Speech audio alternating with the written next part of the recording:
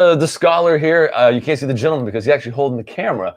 This is our guest for the show, John Romero. So we're going to have two Johns on the show. The way we'll tell them apart is we'll have not gay John, and then we'll have John. Not saying anyone's gay. We're just saying he's not gay. So come on in. We're doing something special because we've had a bit of a break. We have some new technology. We've got the wireless mics. So what I wanted to do for everybody before we really start the show was, hey, how do we pick our sticks? Well, I wanted to show you guys how we did it so that you could see what the experience is like, because just like a woman picking out what shoes she's going to wear for the night, this is a lot like that, but we enjoy it. So come on in, guys. Welcome to my humidor, okay? This is the humidor over at Cigar Merchant. It's my stomping ground. I have a very strong emotional connection to this humidor because a lot of the premier stuff in here, we've talked about it. For instance, over here you have the God of Fire.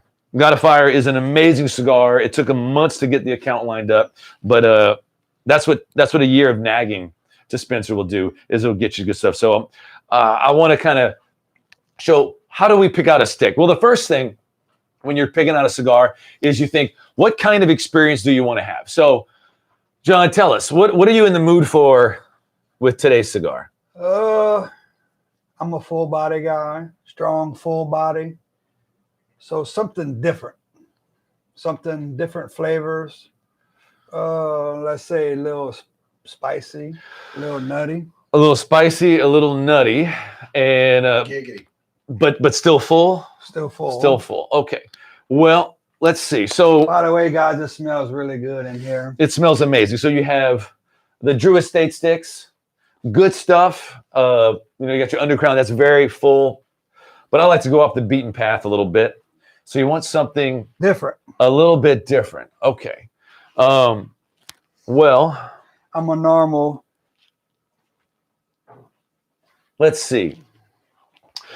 So some of my favorite places to stand in this humidor is the Plasencia wall right here. Plasencia makes amazing stuff. I've never had one that was not amazing, not exceptional. There's a lot to choose from. You have your Consecas, which are your more mild sticks, and then you have some nice mids. You've got the Alma Fuerte, which was kind of what I was thinking when you said you wanted full with some spice. The Alma Fuerte is very aggressive. So that's one that we could possibly do. Something with like not a black pepper spice, but like a light white pepper spice. Ooh, he's getting particular. All right. So I think that taking us to our next area, Black Label, that could find something good here. So how about some Viaticums? Viagra. Some Viagra. What do you think, John? I'm down with that. Down? All right. Viaticum. So we're going with the Black Label Trading Company, Viaticum. Very aggressive, smooth, got a little bit of a caramel nutty flavor. I think you're going to dig it. Any sweetness? Go to one. Well, there you go, guys. That was our humidor. It's always fun there. I typically spend about 30 minutes trying to pick something out, but we didn't have all day, so we're like, let's just go ahead and get this done. So we're going with these Viaticum. I think we may have smoked this on a different episode when I didn't have John here, so I wanted to get his take. What's good about these is that they're not the kind of cigar that's going to be oppressive in its full bodiness. It's going to have a little bit of a dessert quality, but it's got the richness and fullness that you can focus on if you would like. Here you go, sir.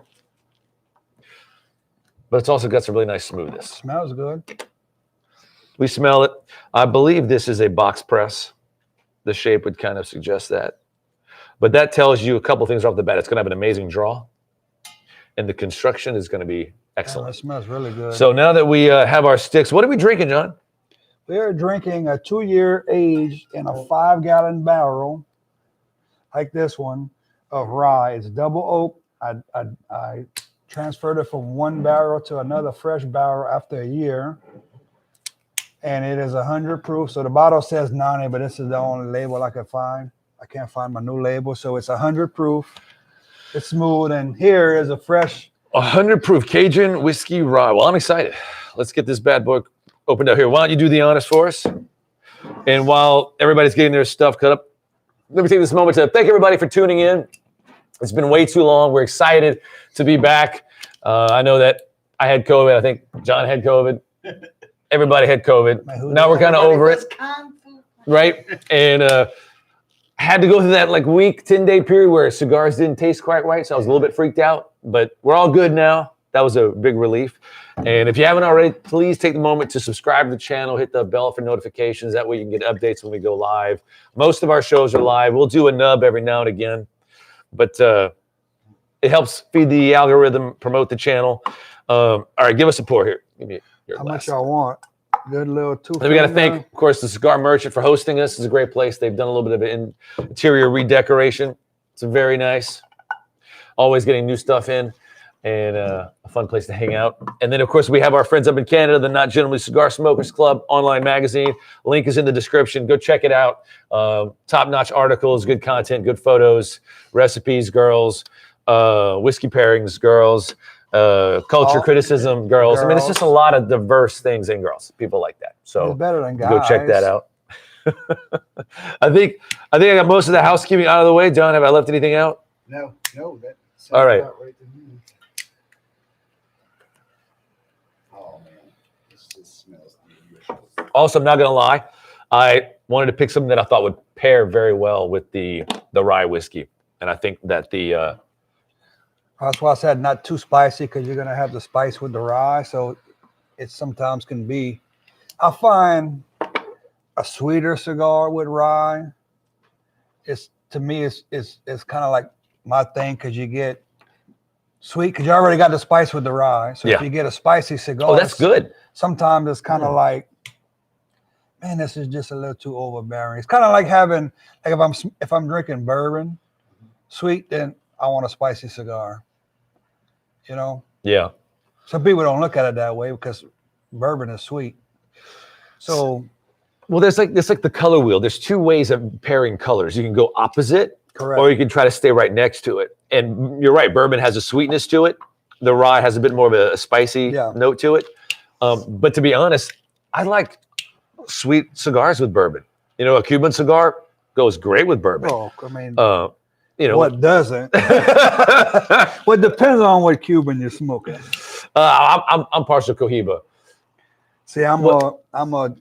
Oh, get your stick, Spencer. Also, while Spencer's here, tell us what's new at the Merchant, Spence. You can just come right here. Oh yeah, you can come right here. He said. It's got it. No, right here. Yeah, on his lap.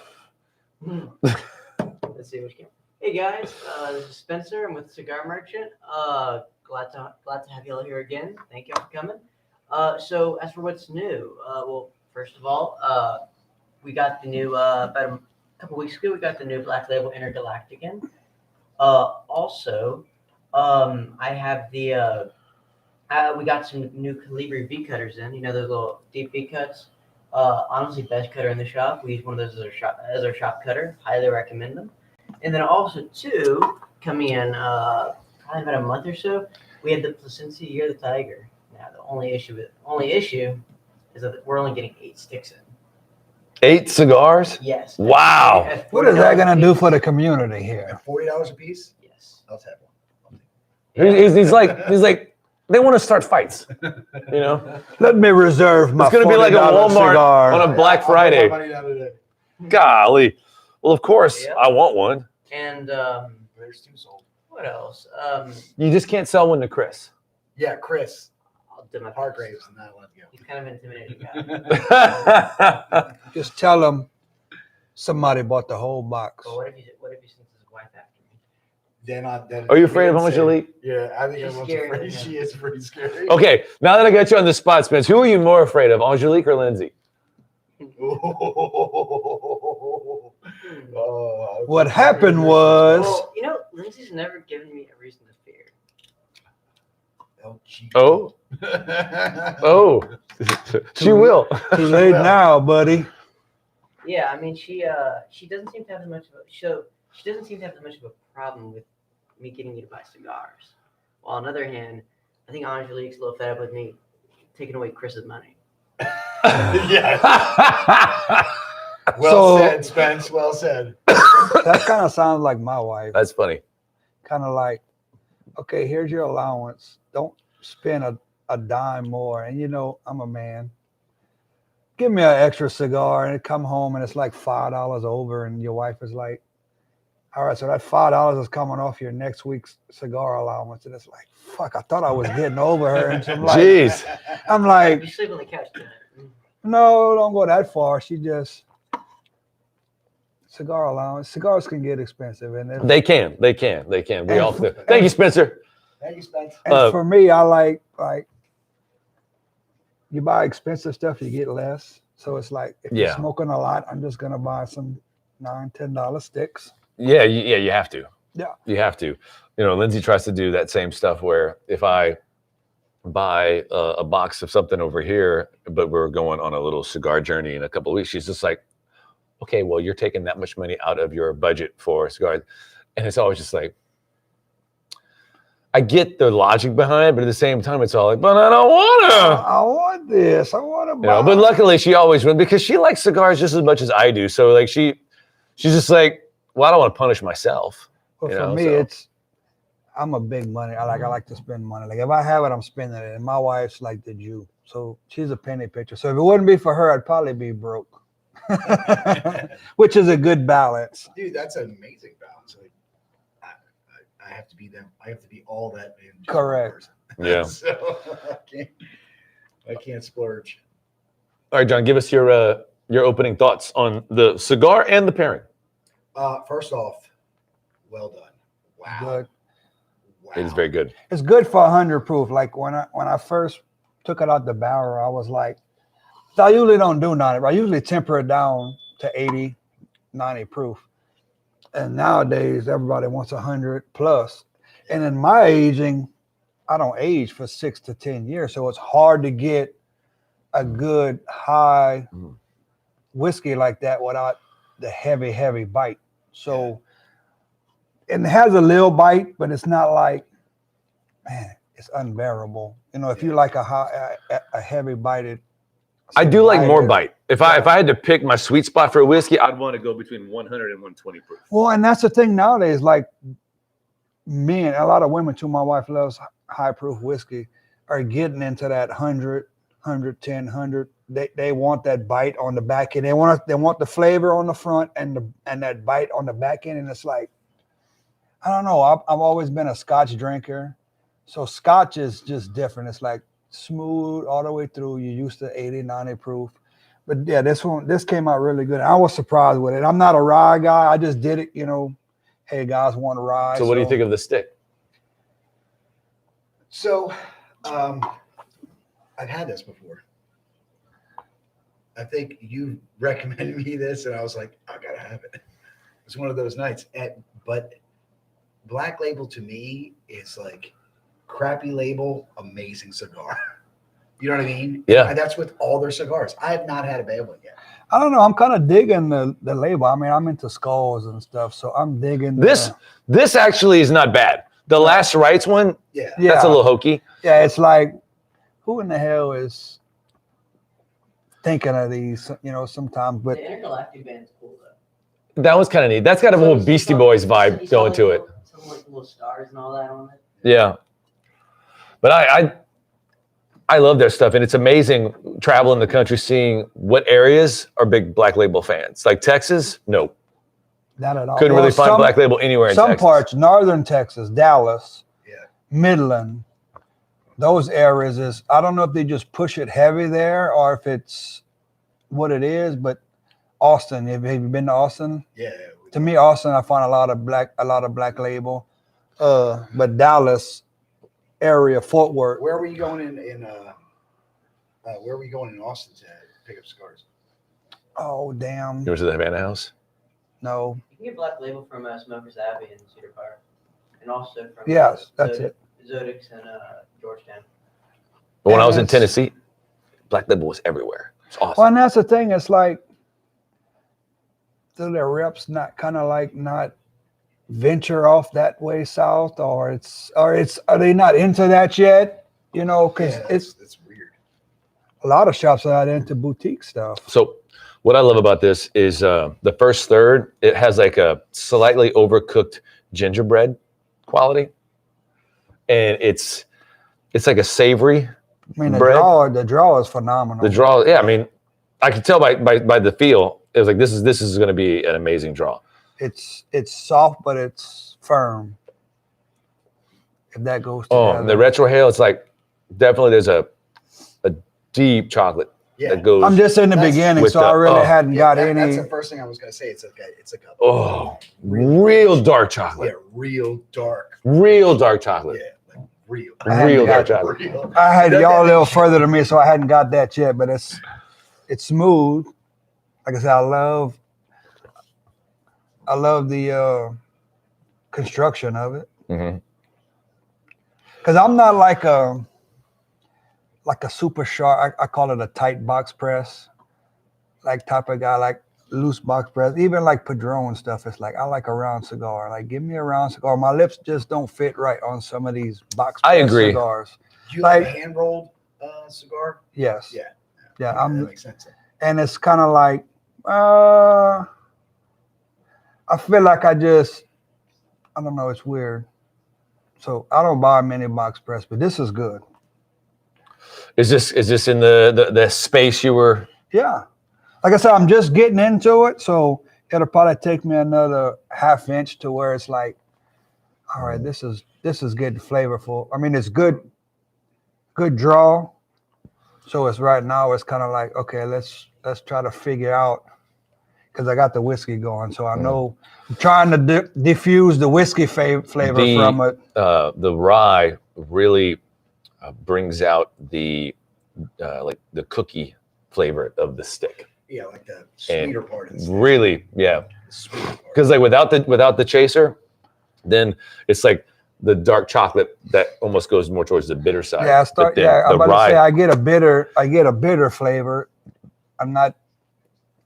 My brain's not saying chocolate yet, but you get the bitter flavor. Right. Like a really super dark chocolate, like 80%, yeah, 80% cook. Yeah, like really hard cocoa. Yeah. Yeah, that's what we're picking up. Yeah, that's what I'm getting to. It's just not one of those words my brain says, oh, it's dark chocolate yet. I can taste the bitter. But like I said, I taste from the rye, I taste the spice. So it's kind of like, it's weird how it confuses you. And it's not even a palate thing, it's a brain thing. Because we can all taste all the different stuff, but it's like, what is your palate? What is your brain saying? The association of the experience from the taste to correct. That can vary wildly. Exactly, because you can taste peanut butter, you can eat peanut butter, and if your brain says it's bananas, it's fucking bananas. Pretty much. Crazy the way. Yeah, that is bananas. Bananas. So I told my kids that you made your own whiskey. I said you were a moonshiner, and they're like, "Wait, isn't that illegal?" I was like, "Well, it was during Prohibition, you know." it's been illegal for a while. It's okay. It's illegal once you light the pot. You can do all you want. Well, like some states, even here in Louisiana, there's kind of a fine line law. Throughout the state, you can make so many gallons of personal consumption per year. You just can't sell it. But federal, it's kind of like the marijuana and THC thing. Federal says, no, you can't even have a still. So what do? It's one of those things where and for me, just going legal is the thing. So that's the process I was going legal. And then when COVID hit, we had investors and COVID hit, and then everybody was like, okay, let's just wait a few years. And it's like, in the whiskey business, you don't wait a few years because there's already 3 distilleries here in South Louisiana that's already done popped up, which big money hitters, but it's kind of like bourbon is on the rise and rum is coming right behind it. People don't believe it, but rum is coming right behind it. And I mean, like Bayou rum, at first you didn't hear nothing. Now you can go to any state and find Bayou rum. Yeah. And it's crazy. It's like, and nothing against Bayou rum, it's just, I probably get some hate mail for this, but to me, Bayou rum is more of a liqueur. Like, I make a rum and it's just a straight rum, nothing added into it, and it's awesome. It's buttery. But you don't get all these flavors, kind of like nowadays with Crown Apple. It's like, and they swear they use apples. Like you can talk to any distiller. There's no way on God's earth that you can take apples and just distill apples and get that flavor. There's no way. So what got you into the business? It was probably about when I moved to Houston, probably in 2004. Just fiddling around. I've always liked fiddling around with stuff. So I said, well, moonshine. I mostly limit that to women. Yeah, that too. But, if they like being fiddled, then they call you a fiddler. That's right. So I kind of just, I'm going to buy a little still. I seen it online somewhere. So I bought a little 10-gallon still, basically in my house, freaking mashed in a little 5-gallon barrel of, put some apples and some sugar. And it's like, because back then you didn't have much stuff on the internet like you do now. And so I said, well, shit, hell, I'm going to try it out. Man, I was sitting in the house, had the pot on the stove, had all the concoctions coming out, and I had it hooked up to the faucet on my water faucet in the sinks. And my wife walks in and she's like, what in the hell are you doing? And I'm like, I'm making some whiskey. The worst damn moonshine I've ever made in my damn life. Well, I mean, it's your first try. Yeah, and you take a sip of that, dude, and you was sick for 2 days. So then I just started fiddling with it and messing with it and just trying this, trying that. There wasn't no videos like YouTube. Now you go watch YouTube and everybody and their mama got a moonshine video. So I did that for a good little while. What year are we talking? This is 2003, 2004. Okay. So then about 2005, 2006, I bought a actual steel, copper steel, and just the difference, because everything else I had was stainless steel, and I think I paid like $100 for the whole damn setup.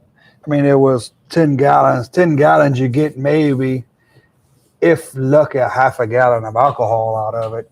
So then I bought a 20-gallon steel, and then it was like, oh shit, we moving on.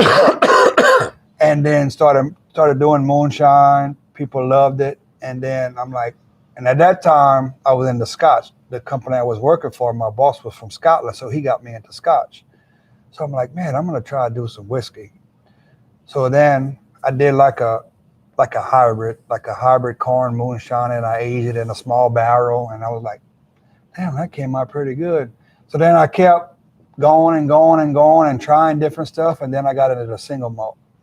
And then ever since then, I'm a big single malt guy. So everything I make is mostly single malt.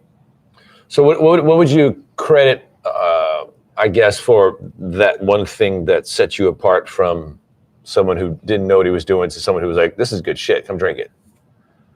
Anybody can distill. That's the thing. Anybody can make moonshine. Anybody can make whiskey. That's the easy part, Learning how to do that is the easy part. Well, I mean, nowadays anybody can learn. The hard part comes into mixing, barreling, knowing what to do on that side of it, because anybody can take a white whiskey and put it in a barrel, but if you don't know what you're doing after that, like this, it's just easy to just put it in a barrel. Yeah, it's going to taste all right, but if you want something, like for me is, I want to go legal, so I want something somebody is going to buy. So then you got to figure out, okay, I'm going to put a liquor on the shelf. Where do I want to go? You got 3 shelves, bottom, middle, and top shelf.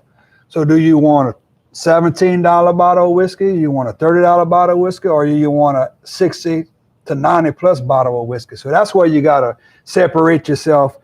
So my thing is kind of like, okay, I'm small production now. I just age small 5-gallon barrels, but then I got 55-gallon barrels that I yet to fill one just because I don't have the time to do it, and it takes a lot. It's a lot of work. Like moonshining is a lot. I have buddies that do it.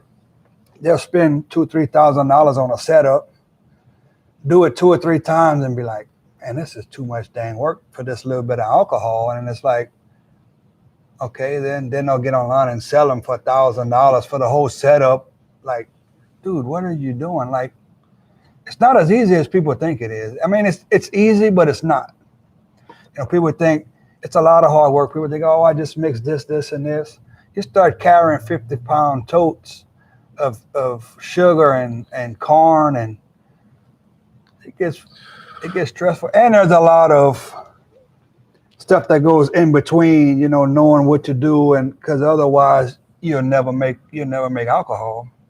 I think you're presuming a lot about the basic ability of most people when you're like, oh yeah, it's easy to do it. It's like my wife has to like write down instructions on how to have me empty the dryer. Like I just think that there's a whole lot of nuance in what you do that a lot of people will be like, wait, you were supposed to do that? And my thing is, like, I'm the type of person to where if you want to learn, I'll teach you.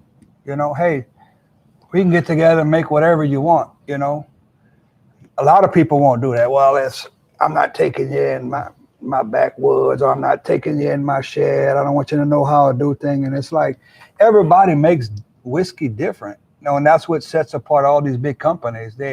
It's all the same alcohol going in, just about it. It's alcohol. It's all distilled. It might be mixed different. The recipe might be different, but it's all the same process going into a barrel, All right. Well, now that I got you, I want to put you on the spot. Go ahead. So in addition to being the cigar guy, I love bourbon.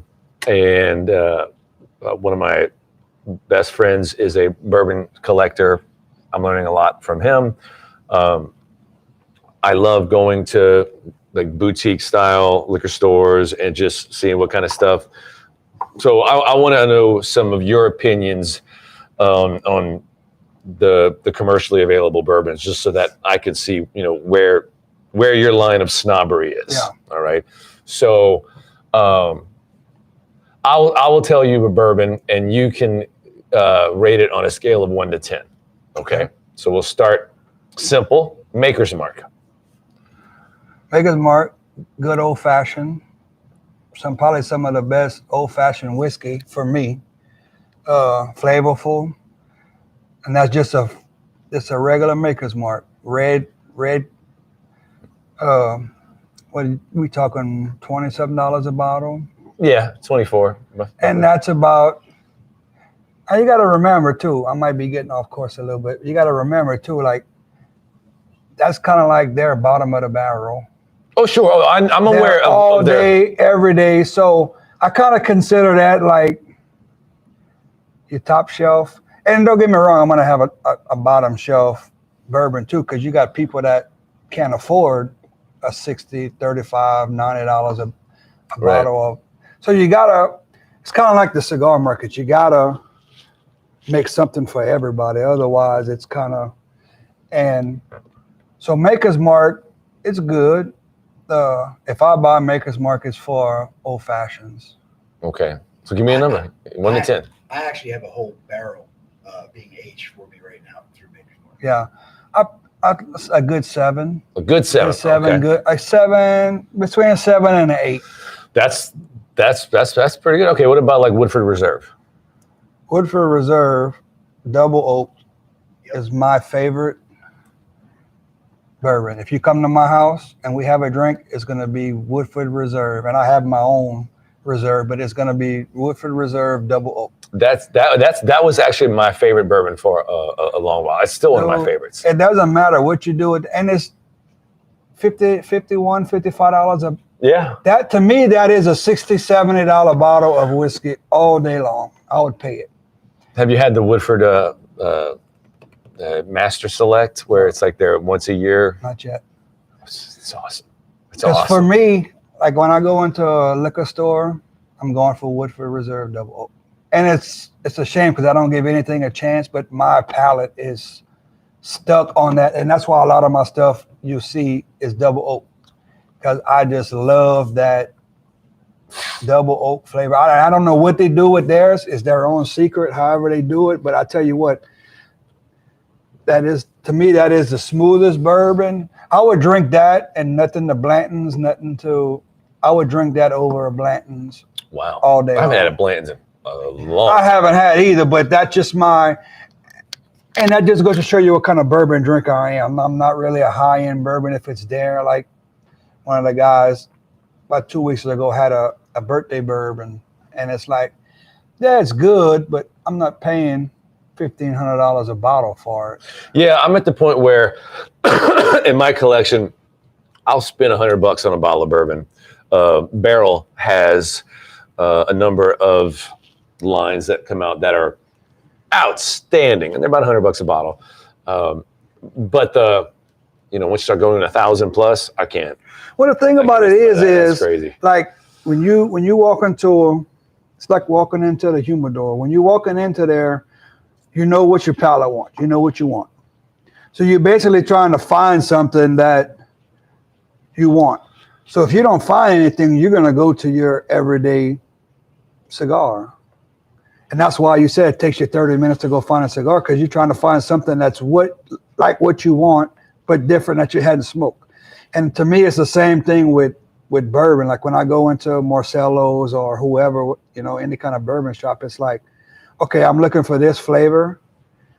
But then you start walking around and you're like, there's so many goddamn bourbons. And if you hadn't tried it, you don't want to spend the $50, $60 to try it. And then it just sits on your bar for visitors, because Right. That's what my bar, like the stuff I don't drink, you're a visitor and you don't really drink. Well, here, I'm gonna give you some of this and turn you on to this, and you're gonna love it.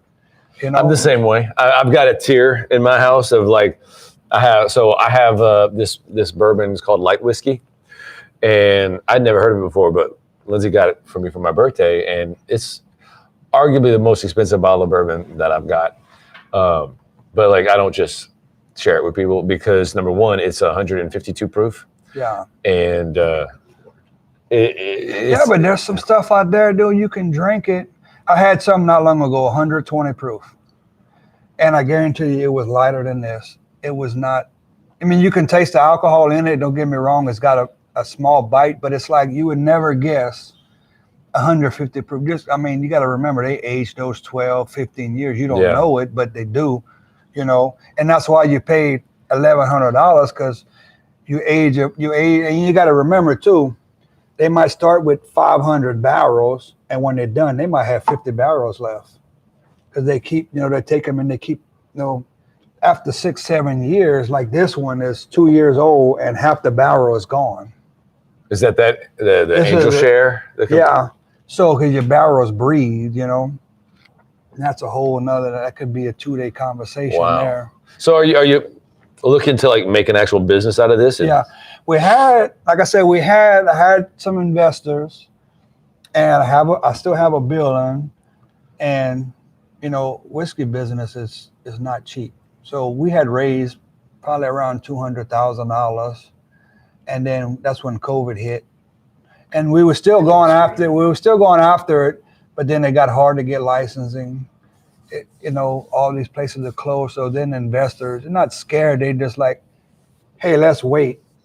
And then at that time, it's like, and now it's like, they're not even really interested anymore. They're interested, but it's like, well, we've done allocated that money somewhere else. Right. So it's understandable. You got $200,000, $300,000 in investment money. It's like, if it would be my money, look, hey, we can put all this money into it, but if the business can't get kicked off, there's no way.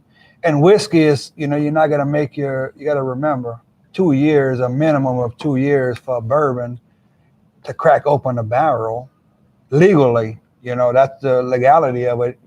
New barrel, minimum of 2 years. Some of it's 4 years. So it's like, you're not going to get an investment, big investment for at least 2 years, but you subsidize. So then you're going to make, and I make one, it's a sweet potato vodka. So you start making your vodka, you start making your rums, and that stuff that when you're done, it sells. You can put it on the market. It's just the thing about it is just to get people to buy that kind of stuff, because Louisiana, nowadays, everybody's into bourbon. Bourbon is a big market. So what were you going to call your? Copper Line Distillery. It's on the front of this. It's Copper Line Distillery. Copper Line it's already, we got a LLC. Like I said, we had everything in place. It's just, it just fell through. And I get it, and it. All right, gentlemen. So we're in the middle now. Middle notes. Yeah, mine is. Jeez, crushed. John. What'd you do? You raped that poor cigar, Yeah, dude. I'm trying not to, but I'm doing. I've seen Hunter fix it. Biden smoke better than that. Fix it. Wet it a little bit. That's what she said, huh? Oh yeah. Right. All right. Well, he tries to fix his stick. Tell us how she's changed from the first third to the middle. I don't know about you, but I get a slight butterscotch. Butterscotch. Okay. Like not like heavy, not like a butterscotch candy. Kind of like a sour butterscotch. Like it's hard to explain. I think it might have to do with the pairing. And that's what I'm thinking. I'm thinking it might be the whiskey. Nope. It's on the front end. It goes like the front half of the flavor. It's like this acrid butterscotch. It's like I think it's more because of the pairing. That's I think it is too, because you're getting Look what you did to my phone, you asshole. you asshole. How dare you? No, but it's good. And I'm getting spice, but I don't know if it's from the whiskey. It's good though. It's just one of those sticks that goes so well with your after dinner drink. Yeah. It reminds me a lot of an aging room Quattro. See, and I've never had one of those, and that's why I'm Fantastic gonna cigar. buy one. Fantastic cigar. I called it my tuxedo cigar because it reminds me of like a really bougie dessert at a 5-star restaurant that you'd have to be wearing a tux to eat. But talking about picking cigars, one thing I wanted to mention was, I actually ask you is, if your experience of choosing a stick when you're like, all right, I'm going to go have a cigar, and you just go in cold, is it like this? Like for me, there are some days where I show up here already knowing I'm getting this. Correct. Either because it's new or because it was just on my mind. That happens sometimes. But most of the time I come in here and I don't know what I'm going to smoke. I walk in there and I just walk around until it chooses me. Exactly. You're like, what do I want? And then you get like, no, Spencer, stay over there. I'm gonna go and get something. And it's like, then you sit in there and it's like, what the hell do I want? Or you remember something somebody said, hey, you need to try this. And it's like, you go look at it and it's like, no, I'm not feeling, I'll buy one, but I'm not quite feeling that today. Like, I'm always looking for something dark. Like I'm into that. yeah, I'm a Maduro guy. So it's gotta be a dark cigar. So then you sit in there and it's like, then finally you come to the point to where, yeah, my 2 hours of smoking time is now an hour and a half. So Right. So now I've got to, instead of smoking a Toro, now I've got to smoke a Robusto. So it's like, if you don't pick something, buddy, you're just going to be in here talking to people because you're not going to smoke something. So John has not had a God of Fire yet. Is that correct? Correct. Okay. So I'm going to let you field this one because of our history with the brand. But you've had Opus before? Yes. Okay. All right. So that's good. He knows Opus. So what I want you to do is explain to him why, as an Opus smoker, he needs to smoke a God of Fire.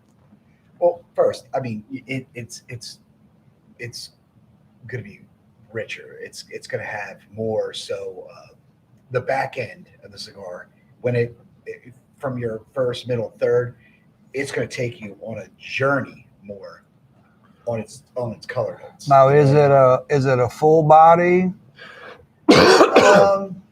Yes. Are you talking about the Series B? Yes. Okay. The Series B is the fullest God of Fire line. Because I'm a big time You're right. full body, strong full body.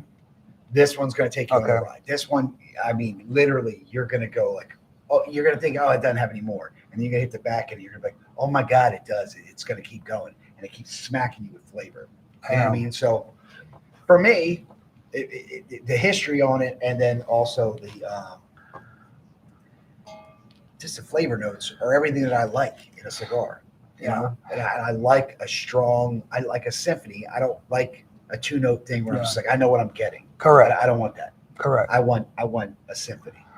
And something that's rich and dark and what's great about the Series B is that you light it, you start it, and all the flavor notes are exceptional in their execution. Yes. But it almost throws you a head fake because when you first taste it, it's so strong that you think it's just going to be this one note the whole way. but then it's all like, no, psych. And they like, it's like Saving Private Ryan, where the opening is so freaking intense. You're all like, I'm having a flashback. I can't handle this. Well, so but it changes, and then it's a really compelling narrative that just goes the whole way through. So it's something you probably want to smoke at home and you're alone and you can just enjoy it. Yeah. Because that's how I am. Like if I want to smoke something good, like all my high-end cigars, I smoke at home just because I can enjoy it. If I come to a cigar shop, I'm coming to enjoy conversation with everybody.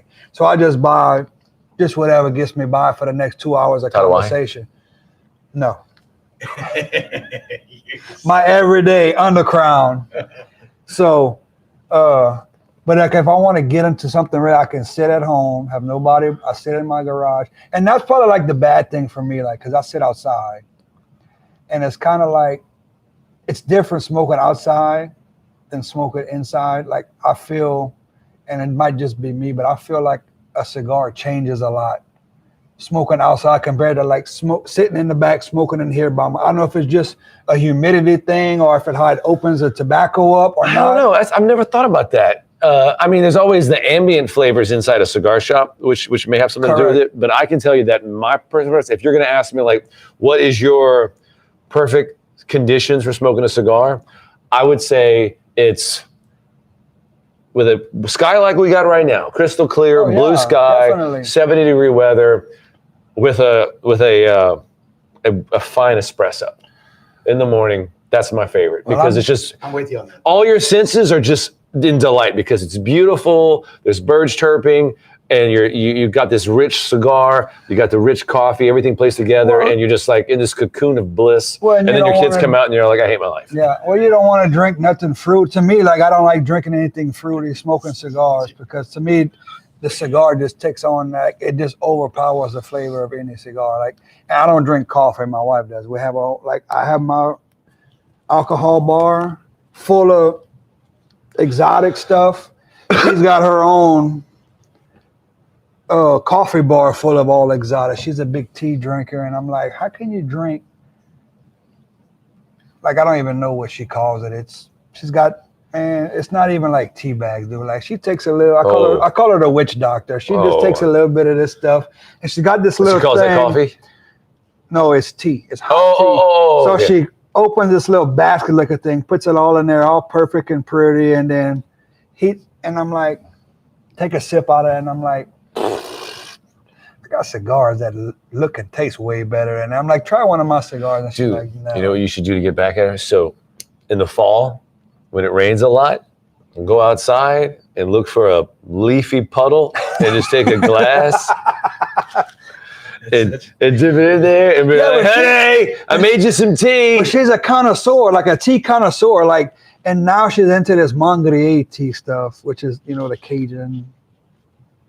I think it tastes like probably that tattoo Jorge you smoked the other day. So I do want, before we go any further, I want to mention, that was a good answer. For the God of Fire thing. Hold on, I got so much more to say. Oh, okay. So just give me a few seconds of your time. Okay. Kind of getting off par. So have you ever lived in Europe? No. You never lived in Europe? I wish. Okay. So I did. I did for 4 years. Did we get that, John, Mr. Worldly Traveler? Okay. Anyway, so asshole. Why I'm bringing that up is because when you go to a restaurant, it's not a bunch of people screaming and talking. Blah, blah, you don't. It's quiet. It's quiet. You want to know why it's quiet? Because the meals take you. Yeah. Freaking journey. They do. You never hear, and when you get up, like especially in like Germany, places like that, if you don't leave your fork and your knife spread over your food like crossed, they'll come and take your plate. They think you're done. Imagine a Cajun, you'd be pissed off. Oh yeah. So you got to know the rules or whatever. But the reason why I'm bringing this up is because when they make food, it's not with a bunch of preservatives and additives and all these crazy things that get you in and out so they can make turnover. It's about the quality of the exactly food. They make everything from scratch. And with the God of Fire, it feels like they're trying to perfect that to take you on this journey. Like an artisan quality. So when you were talking about like the perfect conditions, if you ever have seen him with a real good smoke in his hand, he's normally going.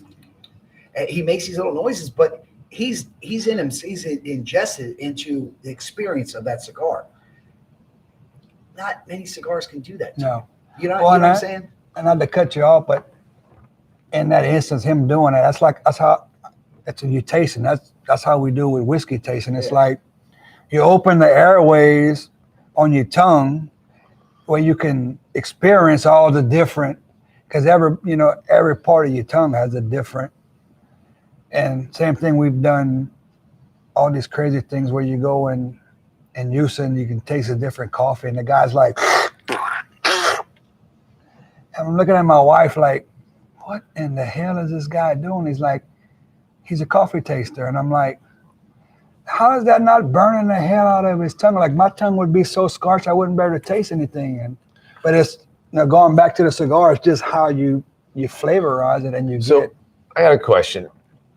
How many guests have we had on the show that have been as into cigars as John is it? Because it seems like we have a whole lot of noobs on the show. That's what we kind of do, though. We introduce people into the culture. So I love the fact get them hooked in.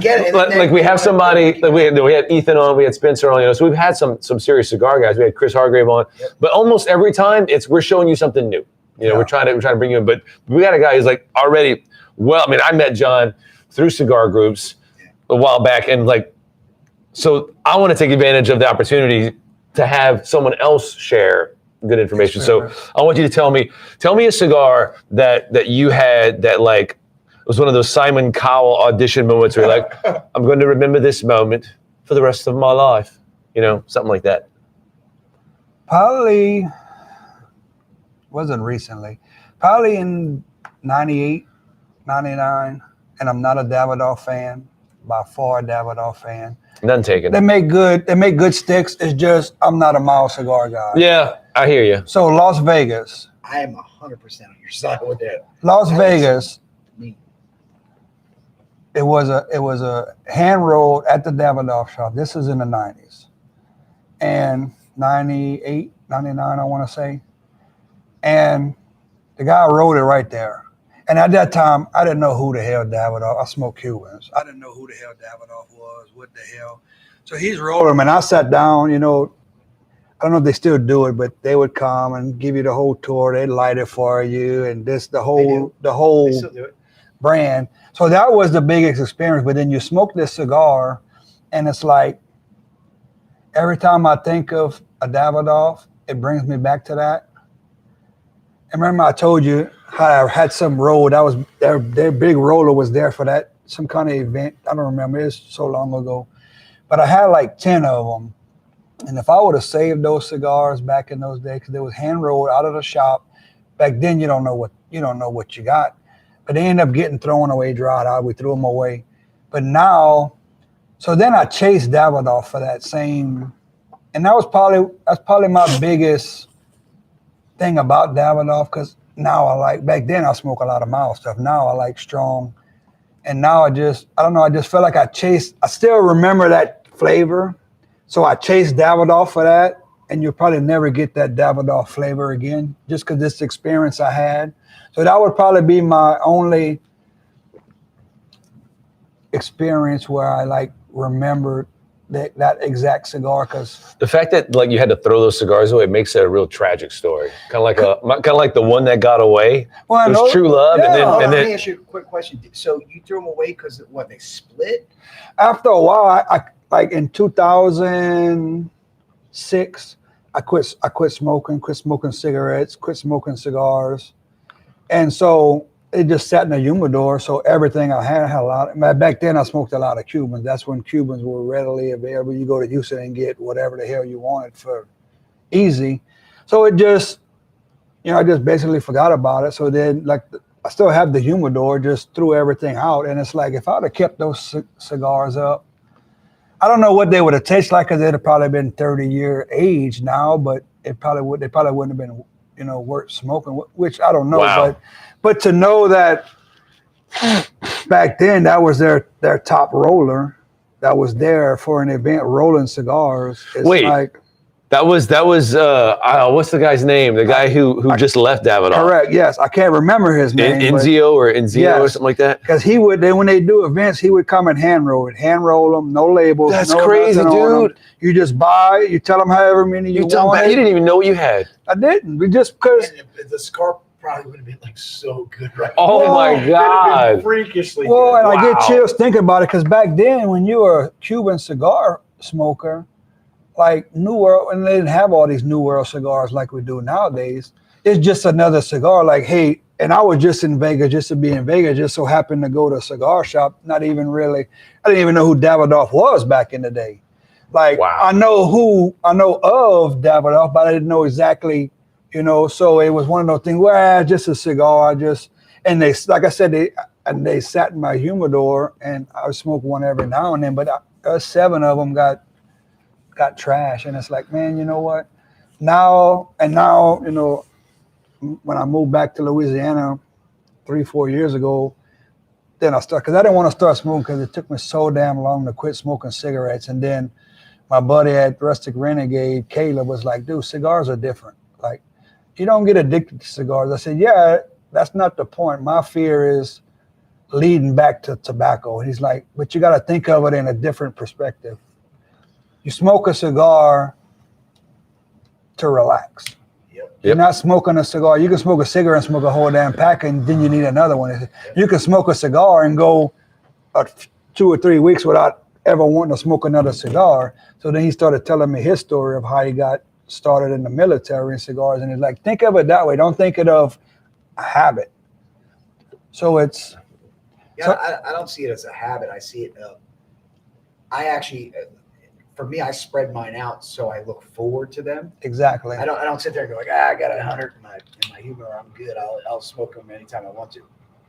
I cherish the moments I get a chance to sit down for 2 hours, get a big old liquor, and just go nuts. See, I don't think about it in terms of addiction. I have at least a cigar a day. Most days. You're like, that's how you're becoming more of a connoisseur. You know what I mean? Like, Well, yeah. Plus, you have the funds to taste everything. But what I'm getting at is that I don't think of it as far as like I'm addicted to it. What makes me smoke those cigars is that I like tasting really good things, and if I have a coffee, it's if I make it at my house, it's an amazing coffee. Like I'll put my espresso up against anybody's espresso because I know exactly how to get the experience that I want to get. And so when I have that, my first thought is, it would make this thing even more amazing. So wait a minute. A cigar.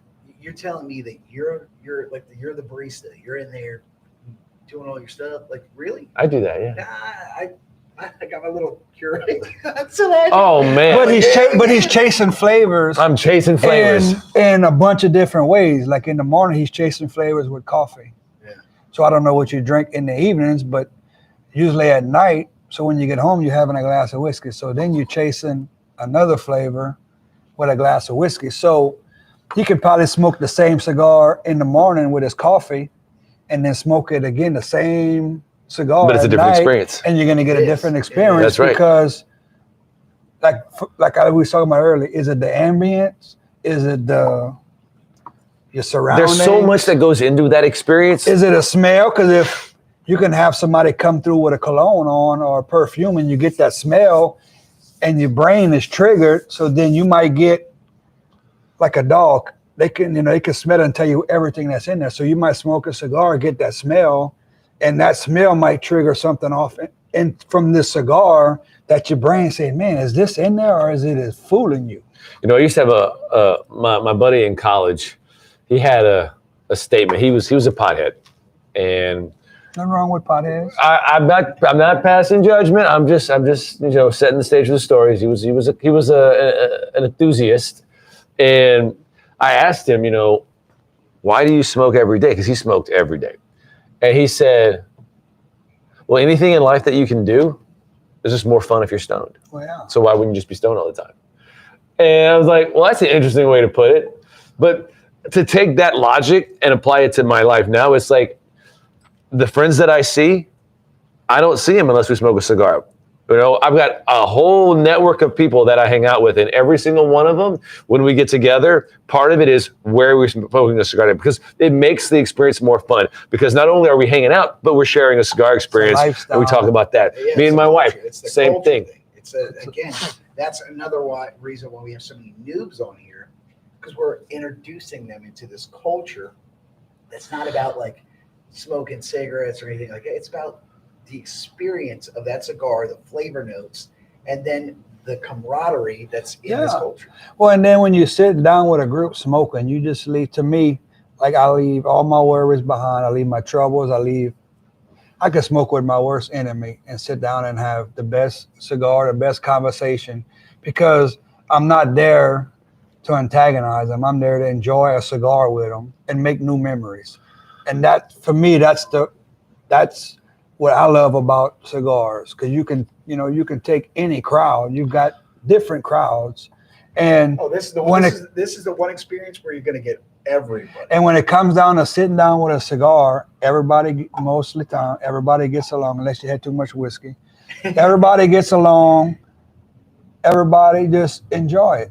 Now, when you leave, it's a different story. Well, hell on that bleep, bleep, bleep, bleep, bleeps. But to me, it's like, and that's why I love cigar groups, because you see people from all over the world, and not just United States, but Europe, Germany, Australia, and you see how they, I'm in a one group where it's like a cigar hot tub group.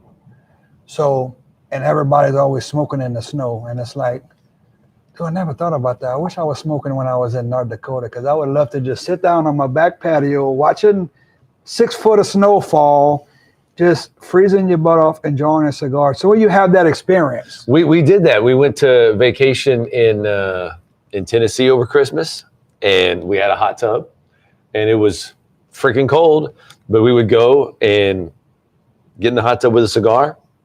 But the thing about a hot tub is you have to smoke the cigar very, very skillfully, because you have all this moisture, all this vapor coming off the water. So if you just hold your cigar like this, it's going to get ruined. Yeah. I get teased by some of our friends because I'm like, you have to respect the cigar. And go through a lighter and a bottle of butane. Yeah, so it's like you got to make sure your hand stays dry. You hold it off the side of the hot tub, and when you go to puff, you have to lean to it. Okay, because so it's work. It is work, okay, and I get teased because I'm the autistic person, and I just think all this stuff. I like when we were in Colorado too. Like, I mean, it was the experience of being out there grilling. Our scenery was epic. You know what I mean? Like it was everything. Yeah, and that's everything. One thing. I love cooking and grilling. So I was like, "You smoking another one?" I said, "Yeah." I mean, I just finished it, and I still have like 3 hours left of grilling. What am I gonna do? So let me ask you this, John. We talked about the epic story, but now I want to ask you about more mundane today stuff. What brand today are you just like really, really, really high on, and why is it Hawaii?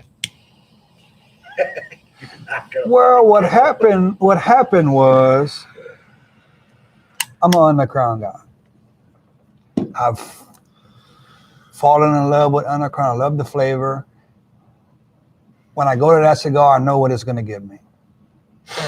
So then now you got the Undercrown 10, which is like knock your socks off, but $3 more a stick.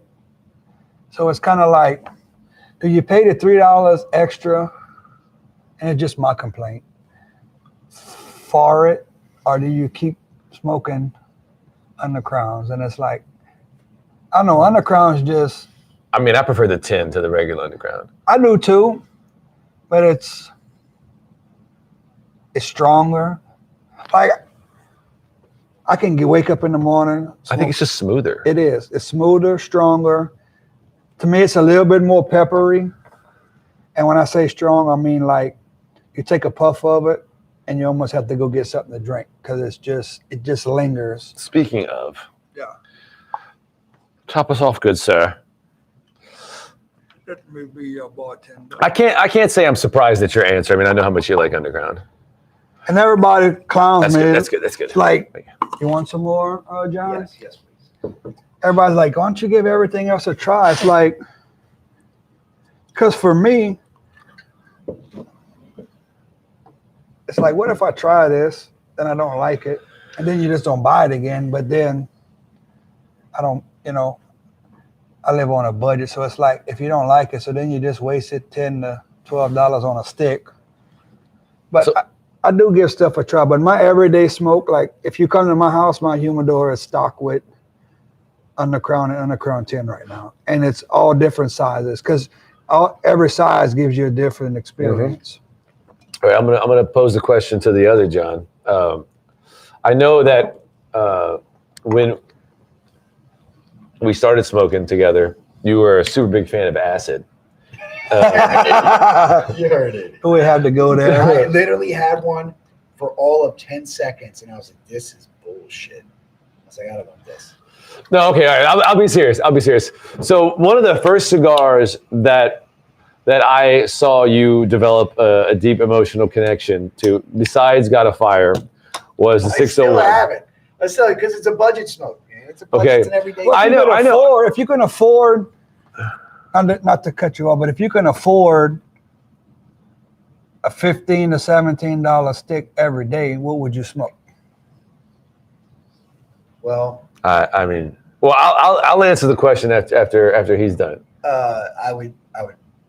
Well, no. I mean, I would go with what I enjoy the most, which would be the God of Fire. But, Okay. I mean, it's not 17. It's more than that. It's like, I guess what I'm asking you is like, what? I'm not saying what's your favorite brand. I'm just saying, what brand is hot to you right now? Meaning, if you're gonna go in here and buy something, you know, what's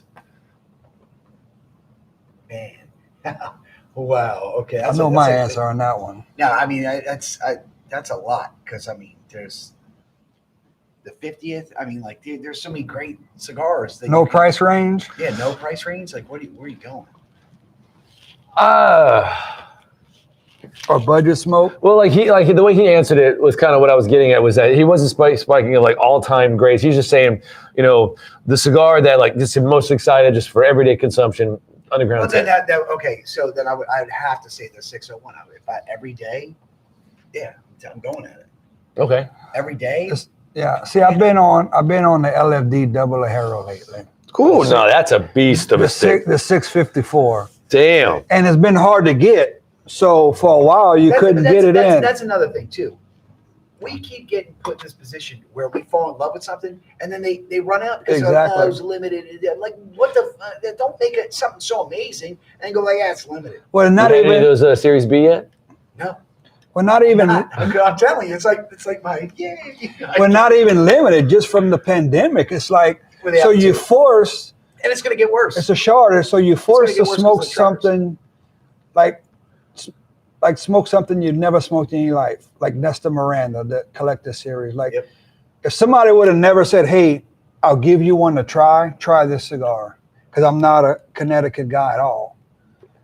I would have never smoked that cigar, like the 820 Acre Farm. I'm not a Connecticut guy. I like a Maduro, I like a strong, but I tell you what, I smoked both of those cigars, and I'd buy a box or two of each of them just because the cigar is that.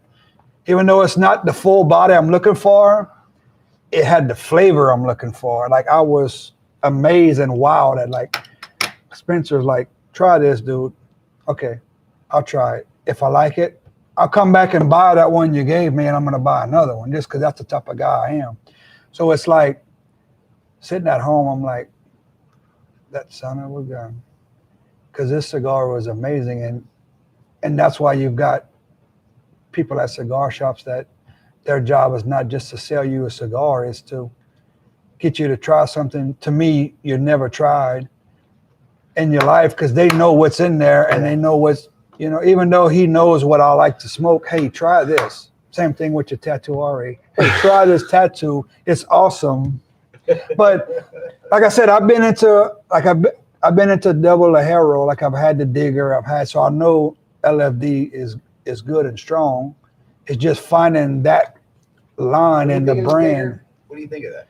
I love the Digger. Like if I'm boiling crawfish or if I'm smoking meats, I go to the Digger because to me it's a 4 hour. Like for me, it's a 4 hour smoke. By the time I get halfway through it, it's just so wet.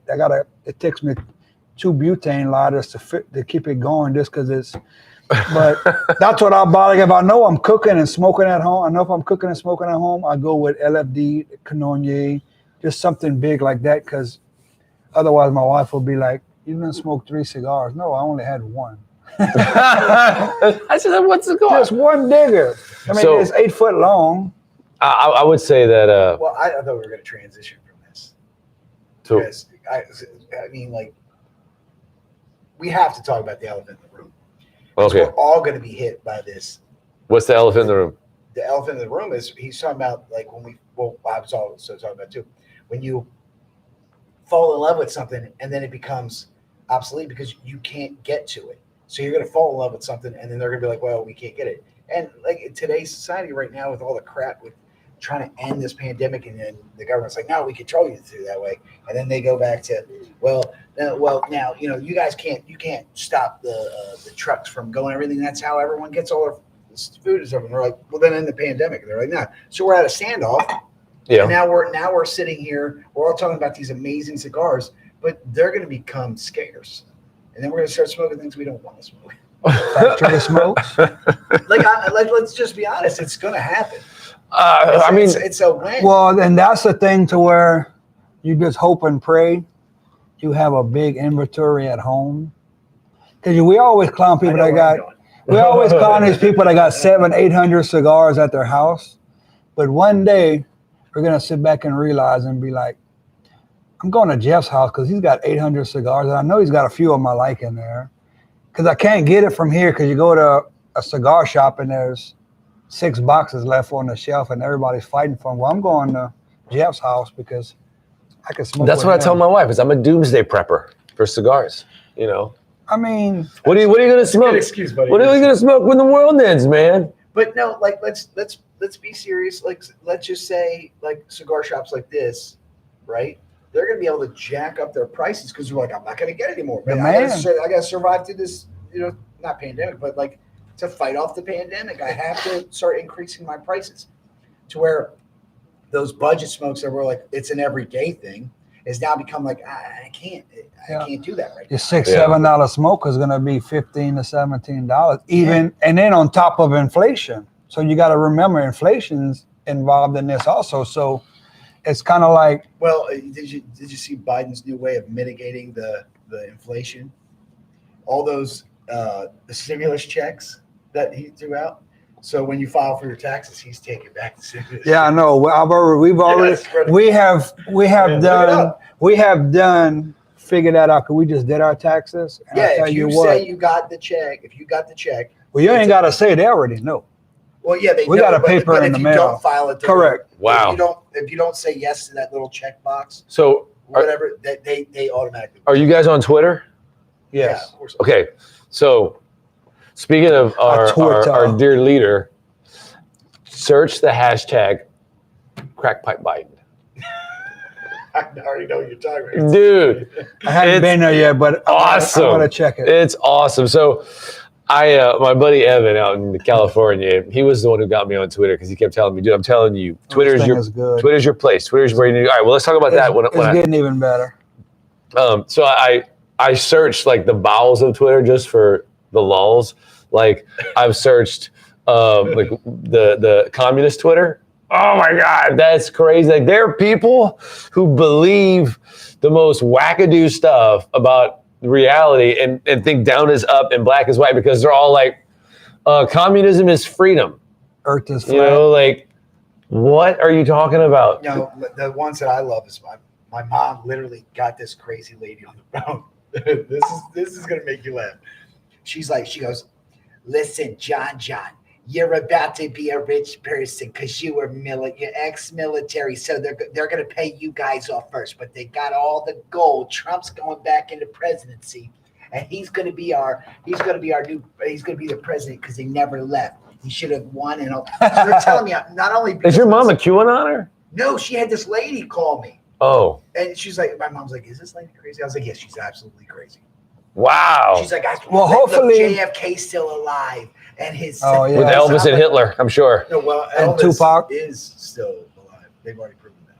Elvis is really alive. Really? He's in an insane asylum. They literally, this guy was like, no, I'm Elvis. And they were like, dude, you got dementia. Like, you're crazy. Like, give me some and blood. He goes, no, I was Elvis. I got out of it because I didn't want this and this and this. So he just played dead on the toilet? Yeah, and they took his DNA, said, okay, and it's actually Elvis. I've never heard that. Look it up. You would think that would be all over everywhere. Wow. I'm sure. Wow. All right. So we're going to do a nub where we go and do a deep dive on the is Elvis still alive theory. Go ahead and put your bets in now. How you think that little sleuth operation is going to go? That's going to be interesting. But go ahead. You were talking about the cigar. Yeah, It's good. I get like a cashew type of, like a roasted cashew. that's one I haven't heard before. It's got a bit of a roasted nuttiness to it. And I don't know if it's The cashew. cookie flavor's gone. Just my brain is telling me a cashew, I guess because I love cashew. So it's like, it's not an almond flavor. Because, to me, like, I've had almond from cigars, and it almost tastes like a light cherry type of. Well, there's almost like this bitter amaretto kind of flavor. Exactly. That could be confusing with cherry. So it takes your brain on a journey.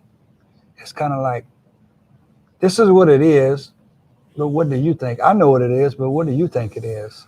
That's why I don't understand why more places don't push Black Label, because they're not expensive. This was like $16 a piece, and it's a fantastic smoke. It is. But you know what else is, like, if you give somebody who's trained their palate for food and for like, any kind of liqueur or whatever, like whiskey, and you say, here's the flavor of the cigar, they smoke when they go, what would be an awesome pairing, and they make, like Lindsay does. Lindsay kills it. She's just like, oh no, here, try this, and she'll make like this crazy drink, and you're like, okay, cool. She's like, here's my concoction. You taste this, and then you pair it with the cigar, and you're like, holy shit, it's bringing this out more. Yeah. It elevates. It elevates it to 10 times, and you're like, wow, hold on. And then she wears those low-cut outfits, and you're like, more things are elevating. Keep drinking this, maybe everything. Yeah. Keep on drinking this, maybe it'll all fall off. Like, you want tequila, babe? But so you sit back and think. So let's think about the guys that are paid for these companies that they create this cigar. Yeah. So they the ones that put each tobacco together for a flavoring. So you probably got let's say 10, I don't know what they call them. So you got 10 guys that are creating this cigar. Blenders. So my thing is, how do all these guys come together and say, hey, we want this cigar to taste this and this and this. But you get 10 guys where it's all different. Dude, I don't know. I would love to have somebody on the show and ask them that, because you read the stories when these high-end companies produce this thing and they talk about the ideas behind the blend. And I'm just like, how do you go from this idea to this leaf? Every day. What the hell? How do you do that? Same time every day they come in, they take, different cigar from different rollers, and they sit down and say, well, maybe we can add a little bit more of this, which that's what they get paid. It's like Miss blending whiskey, the same thing. And it's like, it takes more than one person. So then you go back and so I think we need a little bit more of this in there and this and that. So who actually at the end comes back and says, well, this is the blend we're going to go with. This is the blend we're looking for. It's like, you always wonder, because you never hear about the ending result, who has the final say-so of this actual cigar. I asked that question. We had somebody on. Who did we have on? And I was like, how do they, when they roll something, it's like, I'm going to do this leaf and this leaf. And I wanted to come out to be, who did we have? We had somebody on that was like, oh yeah, that's how they do it. Is it Ethan? Ethan. But you see, but these guys know. They know, like, they go out, they find, like, they go to the barns, and they say, this is the tobacco we're going to use here. And I'm sure that's how it goes. But the ending point, who in the hell says, that's a badass cigar, we're going to sell that? I don't know, but there are certain companies where when they put out a release, I don't ask questions. I just go get it. Like Black Label is one of them. When I heard they had a new stick coming out a couple months ago, the Intergalactic, I was like, well, that's a stick that I'm going to get. Well, because I knew it was going to be awesome. For like Jura States, they'll do like the freestyle. It's 4 or 5 sticks. You don't know what it is. There's no label. So it's something that they're trying to come out with. So evidently the freestyle this year was a UC10, Acre of the Farm. So I'm guessing that's how they figure out who's gonna love what and how do they go with it. That's a good idea. For the Good way to next do it. for the next year. So brain fart, going back to Black Label. So who do we blame for these shops not having Black Label? Do we blame people for not knowing what it is? Do we blame Well, I hear the reps? Black Label rep is awesome. I think it's just that it's a off the beaten path brand, and you have to have the right kind of vendor to push for it, because I'm fixing to say, every- do we- that was, remember, we already asked this question. We said, why don't you carry certain things? And they say, well, we need to see the market, so that whoever the person in the distributor is like, okay, so what's your market like? What are you guys selling? What's your hot things? Well, we have something in the ballpark of that, and we want this shelf life in this area, so that someone says, what's this Black Label all about? And then that's why they don't. And go in some areas because they're not, the type of styles that they sell aren't selling in that market. Well, the thing with Black Label is it's not like some of these big brands where you have to have so many facings. Black Label is, hey, so I particularly blame the shops for not trying to give them a shot. Hey, let's bring in at least one brand. Hey, give me a good brand that everybody's going to love, a good size, a good flavor that everybody's going to love. Get it in the door, and then you get whoever's working at that shop, that's their job to push that cigar. So if you go into a shop that they normally push Padrones, they normally push that's exactly right. this and this and this, well, you've got to, and this goes into the training of cigar shop owners, you got to train your guys. You're here to, when we have a certain cigar in their shop, you should push that cigar in their shop. Hey, yeah, all the rest is going to sell because people are going to come in. But hey, man, like going back to Spencer, hey, man, try this 20-acre farm. It's phenomenal. Tatuaje. Yeah, Tatuaje. He's over there. Give me that bag of dirt rolled up, and a grape leaf. No, but I always my brain never stops moving. Like I'm not like this guy here, but I'm a machinist engineer by trade, so my brain's always moving and moving and moving. So I get to the point to where it's like, even try to go to sleep at night, it's like I think about this too, and a lot of it's cigars. Like, hey, what about this? I mean, you hadn't tried this cigar. Why don't you try it? Hey, Then I start thinking about how the hell do they roll it? Like, how do these guys pick it? Then I'll find myself at 2:00 in the morning on my phone, looking at how cigars are made, how it's produced, and it's like, I think once Speaking of that, like you said, you're an engineer by trade.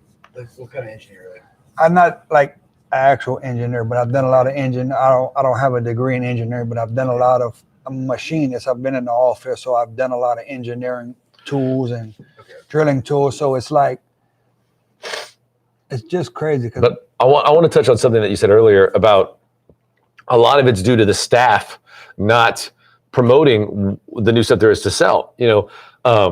When I talked to John, the owner, too many freaking Johns, by the way. I'm gonna start giving everybody nicknames because I don't like the fact it's like, hey John, you talk to John about when John's coming over? It's just like, I'm the non-gay guy. all right, we go. There's gay John. There's not gay John. Anyway, so I was talking to the other John about some Davidoff stuff, and he was saying that they used to, when his predecessor was here, they used to not sell a whole lot of Davidoff, but then once Spencer started working there, they started selling a ton of it because Spencer pushes it. And so it really does, it's like the radio. People like the music that the radio plays, and the radio plays it because they want you to like it. That's where the cause starts. And I've seen this firsthand because when I go to cigar shops, invariably, I start up a conversation with the owner, and the other thing is people think I work there. Yeah. Because I really don't know why people think I work there, but maybe it's because they just hear me talking and they're like, oh, that guy was working. So and when I get asked, I say two things. I say, no, but what can I help you with? And then I end up selling them a whole bunch of shit. When the last time when we were at Houston a week ago, I was over at Stogie's on Westheimer. Before I even finish that story, I just want to say, if you are into looking for cigars, like a cigar picker where you want to collect good stuff, Houston is a destination for that. Every place I went to had an unbelievable inventory, and I was just gobsmacked at what I could find. And so I ended up getting way more than I thought, but it's amazing. So I love Houston, great. Shreveport, no. Drive through there. There's not much in Louisiana Bring your outside own Appalachia. cigars if you travel in North Anyway, so I'm in Louisiana. Stogie's, and Stogie's it's on Westheimer. Okay, it's their biggest store. It has a humidor that's essentially the size of this interior. It's huge. Okay, and I was walking around, and they got pretty much everything you could think of, except Black Label. No Black Label, but everything else they've got it. So I'm in there, and this guy asked me if I worked there, and I say no. But then I ask him, what are you looking for? And he says, he's asking me questions about the Lost City. And that's Opus. And he likes Opus, but he had that. And I was like, well, it's not like other Opuses. It's got more of an allspice note. But I said, but if you like these notes, let me recommend some of these other sticks that will give you a similar experience for a fraction of the price. Yeah. And so right away he was just like, teach me, And so everything that I pointed at, he picked it up. And I don't know how much shit I sold him. That's when you gotta go like, here's my. Well, that's when we go back to where. Right? I didn't have any. Or if you sell them something like that, or you recommend it, so they smoke that cigar. That's their first, second cigar a month into smoking. So then they chasing that one cigar flavor.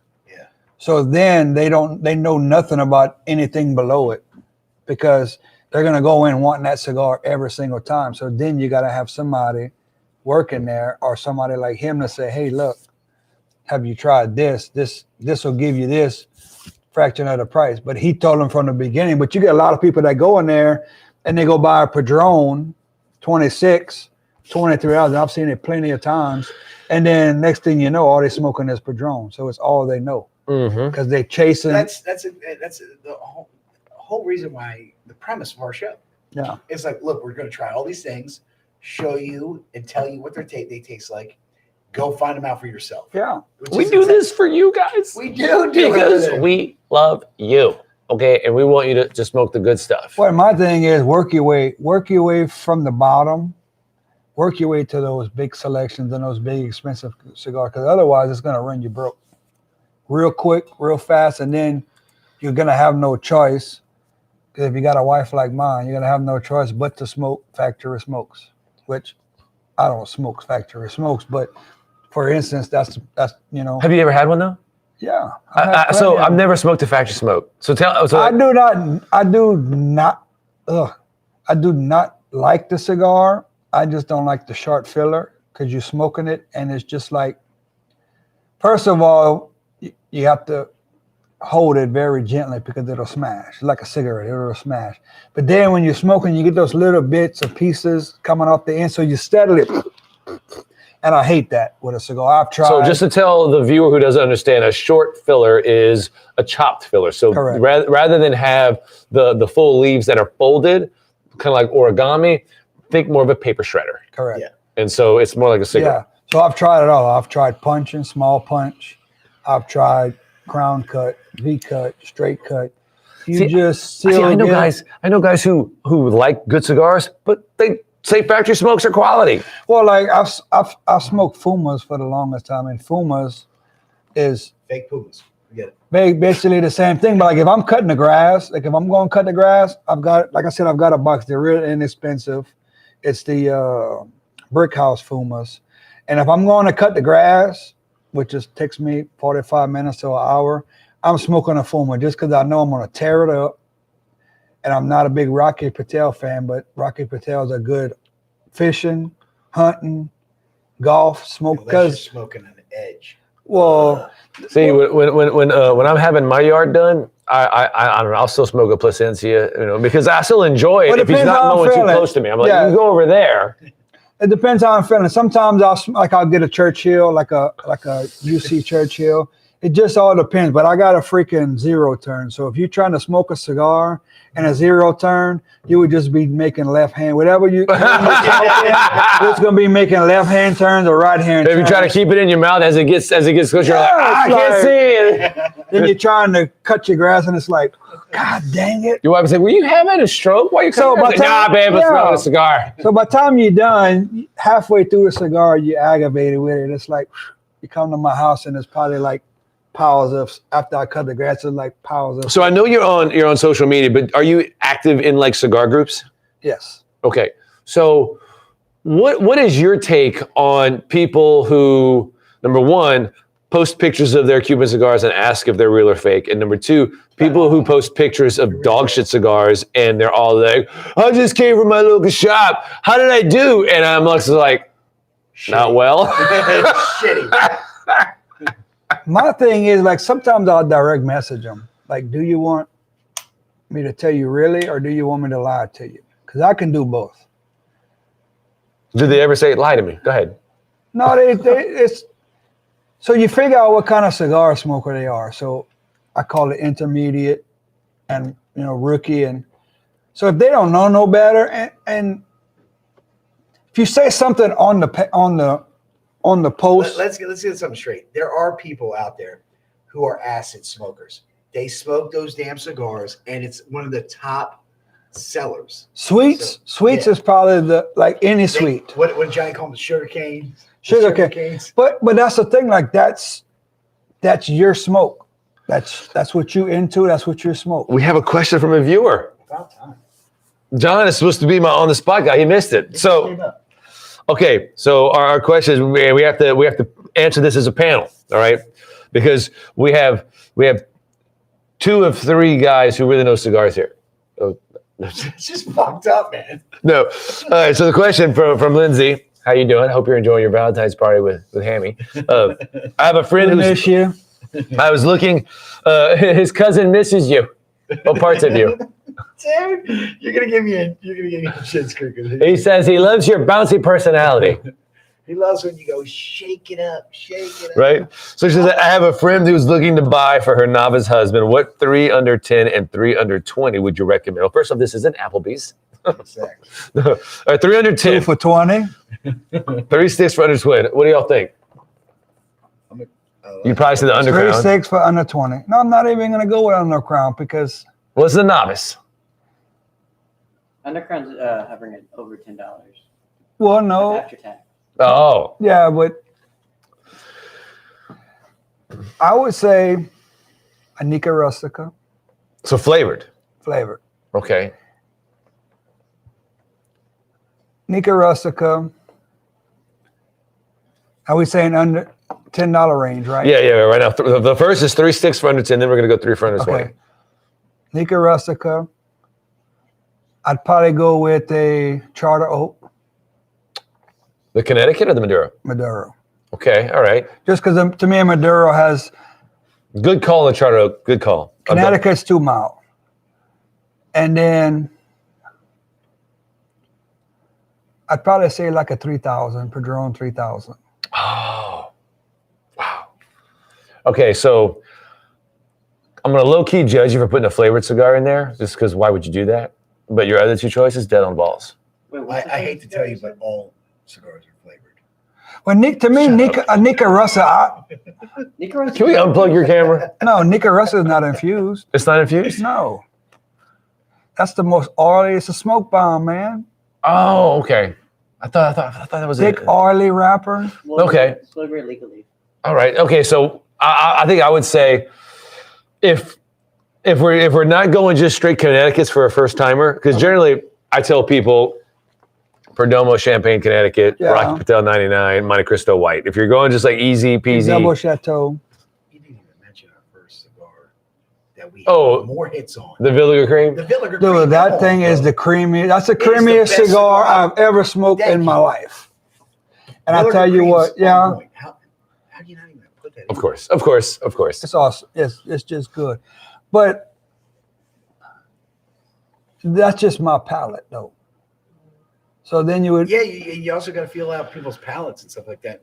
Plus, what about the ugly stick? So So if I was, Come on, You dude. tell me what Tell you me would it's not do. good. so if I was going to make a recommendation for, like, if someone was saying, "Hey, I need to buy cigars for a guy, but $10 or less," if I'm thinking like best value, I would say the Nesta Miranda Special Selection Awesome smoke. because it's like $8 and it'll And blow your full of fucking mind. flavor.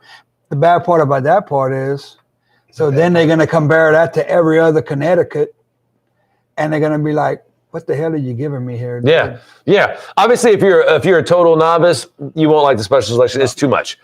But if we're talking about just best bang for under $10, I would say the Special Selection, the Buenaventura Praline, and the third one, Your Fuente Chateau is good. the Padron. That's a real close one. I may go with that. And then you got the 601. Yeah, but you just can't go wrong with Padron, and that's a whole different. That could be a whole different 2-day. But you just can't go wrong with the Padron. They always knock it out of the park every single time. I don't really understand why you have a company like that where it's like they piss excellence, and then you have other companies where it's just kind of like, no, this was a miss. It's because they take pride in their cigars. So I follow Rocky Patel on Twitter. I was about to say there's so many Rocky Patels. And they put out a whole lot of stuff. Well, that company has the biggest consistency problem because some of their stuff, I would say, like, to this day, I still enjoy it. Well, I don't smoke them. But then they have other stuff where it's just like, dude, this is just mediocre. This isn't all that good. And they're trying to break into that higher echelon market where they're like, no, we have $20 sticks now. It used to be Rocky Patel was right at that $12 range. And then they started releasing their 60, and then they have their special, that white label, where it was like aged 10 years. That's like a $20 stick, and it's a Connecticut. Yeah. But of course I got one because I'm a sucker for a price tag. You got to try it. And so I'm like, oh wow, that's a really expensive Rocky, so I got to try it. And it was it dog shit? It wasn't dog shit. Like you could taste the tobacco was aged, but it wasn't like yay. With the Rocky 20? No. The Rocky, the 10-year, it's a white label. I don't know if y'all have it here. It's So the Rocky white label, the new one? It's the Rocky white label. That's it. It tastes like, it tastes kind of like the out of white, but I'll stick with that. Tastes like Dude, I would not put it anywhere tastes near like Davidoff. smoking cardboard, dude. It was just kind of and they're saying it's their best cigar ever. It's like what? He says like smoking cardboard. Now, but- as someone who works at a cigar shop, can Like I I take rolled up my top shipping three? box and smoked it. First out of recommend to beginner? Okay, all right. Give us your top 3 recommendations under $10. Under $10, right? So for a Let beginner. the audience see. Come on. Okay, so for a beginner, top 3 recommendations. Now, I don't know if they're gonna like my selection or not, but I would recommend a Dominican Connecticut, like an Arturo Fuente Double Chateau. I'd also recommend a Nicaraguan Connecticut, like either the Undercrown Shade or the Black Label Suave, I agree. if you can get a hold of one. And then I would also do something a little bit darker too. So maybe like a Dominican Sun-Grown, like the 858 Natural. So it's not going to be too overwhelming. And then if I were to throw a 4th one in, I'd also do like a Nicaraguan Sun-Grown, like the My Father de los Antillas or something. But basically, I would give them that selection so they can give it a shot. So then they can come back and tell me what they like, and then I can guide them from there. Anyway. All right, All right, John, good calls. Okay, well now, what about 320? Or did you do your 310 yet? No, I'm not going to do it because you guys are hitting on all the ones that I was like, I didn't say that. Oh God. All right, well then you start on the 320. Yeah. Okay. And we'll say 3. And Lindsay says that you're a great guest. Thank you. And she agrees that you should be called the Not Gay John. Actually, she didn't say that. She was thinking it, so I just channeled it. My dude. Hey, John. Okay. So you have to go with a New World. Come on. Good smoke. Like you can't not say that. Then You do like the New Worlds. And I have friends who like the New World. Where is the Opus X? Where's that price range wise? Which one? You can find the smaller opuses under $20. Okay, so there. But most of them are over 20, between 20 and 25. Okay, so I'm gonna go with that. Sorry, I have to. And then Name dropper. Sorry. Okay, so my last one, under 20.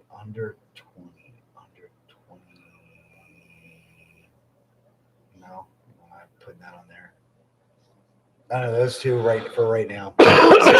There's so many that are under 20 that are just like, dude, come on. Okay. Like any of the My Fathers, like, come on. Give me people smoke their cigars, and that's all. Yeah. That's all they talk about. Mine would be under 20. It'd probably be a T52. God damn. And not just because I'm a Drew Estate fan, but I would probably say a T52. It's not, to me, the T52 is not that strong. I think I prefer that over the 9.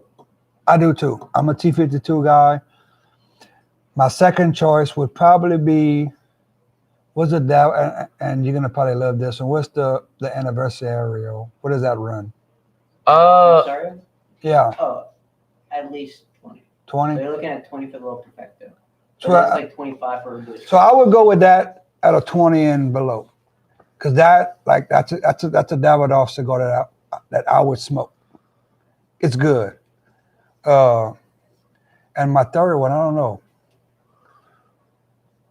See, that's what I'm saying. Like, It's hard. It's too hard because you're like you're at someone's palate. You're You like, understand, you yeah. get into a $20 cigar, you better know what the hell you're dealing with. You're just going to be name dropping, as you said, Yeah. or you're going to be like, no, I want the cocoa finish, or I want that peppery finish, or I want the white pepper finish. You know what I'm saying?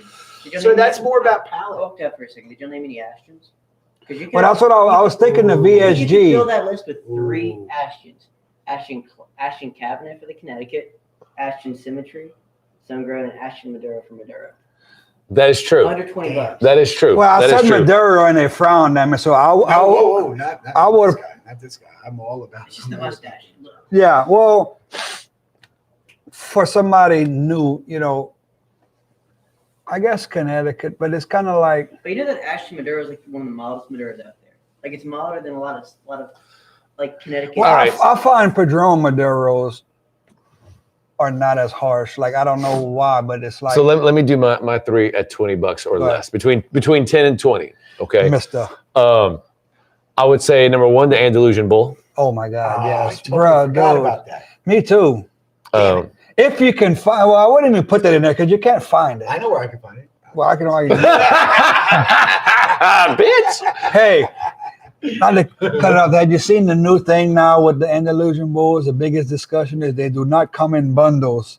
Dude, I got a crack out of laughing. This one guy posted on one of the pages a bundle of it. Yeah, we got them in levels. Dude, you should see the people giving them hell. It's fake. Like, why would you fake a freaking a bull? A $17 cigar? So everybody came back and like, evidently you don't know your cigars now because they're bundles. And it's like, I stayed away from that one. I don't want to be the asshole. Like, I'm kind of like this guy here. Like, I just want to say something and it's like, anyway, go ahead, go back to yours. So I definitely do the bull for my first one. Damn, yeah, that got my brain. that I want a screwed me bull. up, man. I want a bull No, I now. won't. It's like someone saying, hey, you know what I could go for? Some sushi. You're like, fuck, all I want is fucking sushi right now. Think about it. My third now would be the CAO Basin. Oh, isn't that, wait, that's under 20? Oh, yeah. That's like 14. $14, $15. That would be my third. That is fantastic. All right, so other ones under 20, the Symmetry. Good smoke. Love the Symmetry. And the Davidoff Escurio. I'm a big fan of the Escurio because it is darker than most Davidoffs. Because the commentary, the criticism that you gave, I hear it all the time. I had it as well, which is like they're too mild. They're just too damn mild. I want something that's punchier. Well, the Escurio was that first Davidoff where it's like, oh, this has some boldness to it. This actually has a little bit of chutzpah, you know? Did you just say chutzpah? It has a little bit of chutzpah. You know, it's a real minch of a stick. Yeah, I chutzpah. smoked it and I got all my sugar, you know? It's a little bit sugar. And I got a little smoke in my Genectazoid and it was just like, And rattled my buns. I'm getting verklempt. But it's like, it's got good flow. It has great highs and lows. You know, one of the most complex sticks and it's like $17.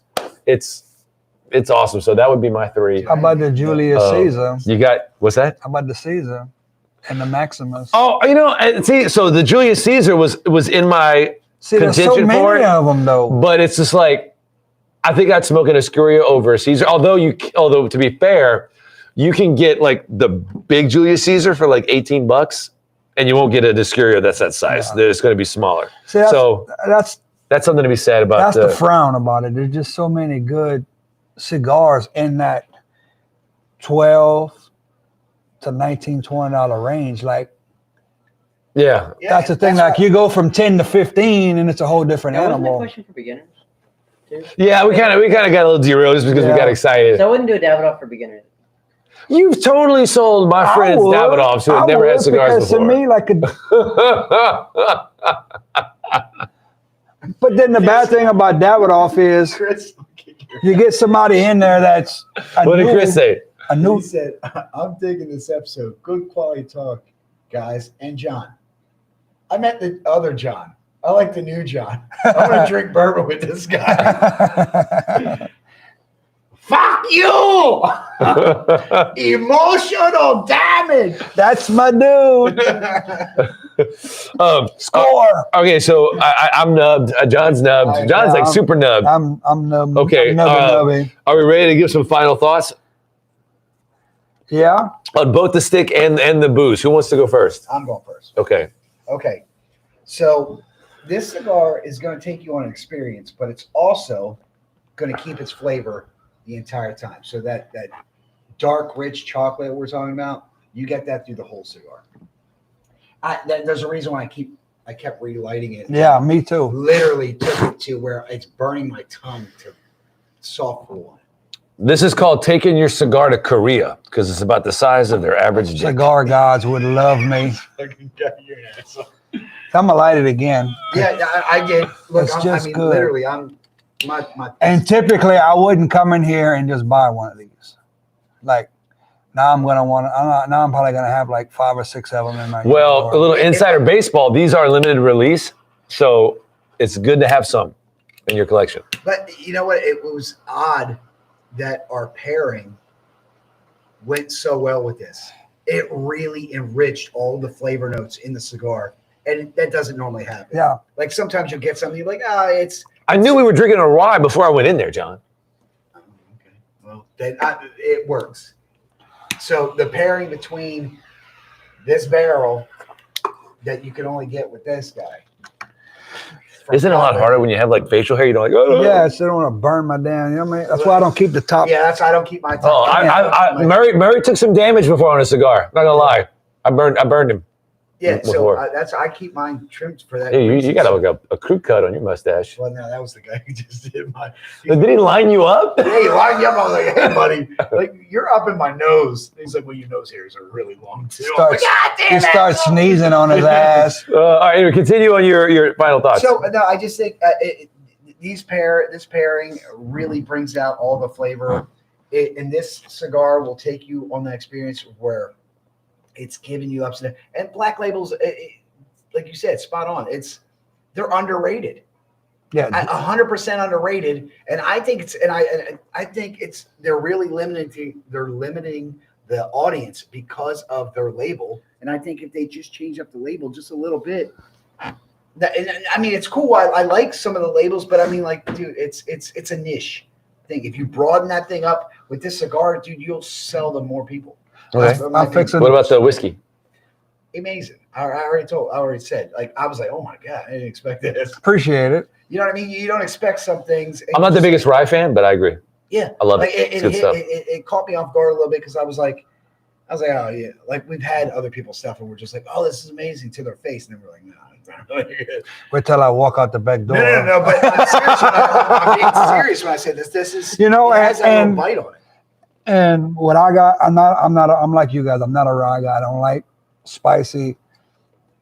I found the rye toned the spice of the cigar down. Like I got spice from the cigar, but it wasn't overpowering.